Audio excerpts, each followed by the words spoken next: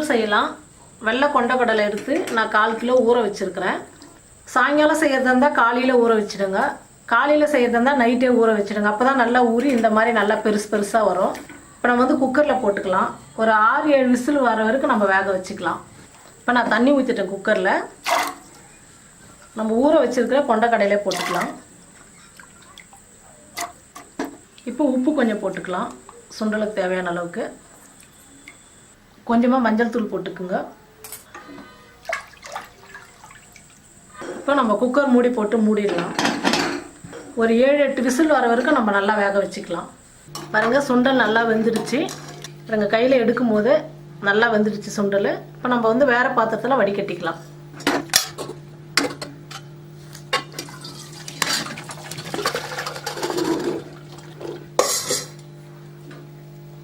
சுண்டல் இப்போ தாளிச்சிக்கலாம். ஒரு 4 ஸ்பூன் எண்ணெய் விட்டுக்கலாம். எண்ணெய் காஞ்சிடுச்சு, கடுகு போட்டுக்கலாம். இப்போ நம்ம எடுத்து வச்சிருக்கிற கடலைப்பருப்பு, உளுத்தம்பருப்பு, பெருங்காயத்தூள் போட்டுக்கலாம். சுண்டல்லாம் சாப்பிடும்போது கொஞ்சம் வாயு பிரச்சனை வரும், அதனால நம்ம பெருங்காயத்தூள் போட்டால் அந்த பிரச்சனைலாம் வராது. இப்போ பச்சை மிளகாய் போட்டுக்கலாம். எல்லாம் நல்லா வறுந்துருச்சு. இப்போ வெங்காயம் பொடியாக கட் பண்ணி வச்சுருக்கிறது போட்டுக்கலாம். கருவேப்பிலை,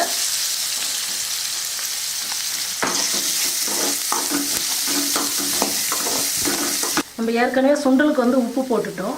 இப்போ இந்த வெங்காயத்துக்கு கொஞ்சமாக உப்பு போட்டுக்கலாம்.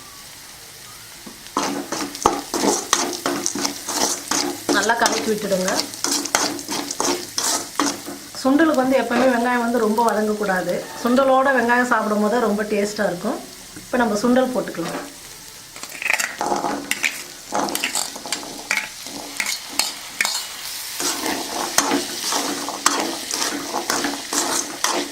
கொஞ்ச நேரம் நல்லா கலக்கி விடுங்க.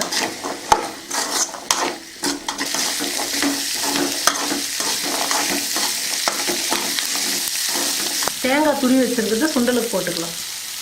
நமக்கு தேவையான அளவுக்கு போட்டுருங்க தேங்காய்.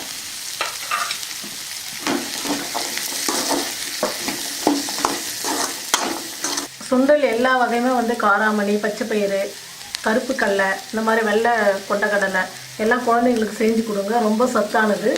இந்த மாதிரி செஞ்சு கொடுங்க, ரொம்ப விரும்பி சாப்பிடுவாங்க எல்லாரும். ஸ்டவ் ஆஃப் பண்ணிடலாம். கொண்டக்கடலை சுண்டல் ரெடி ஆகிடுச்சு.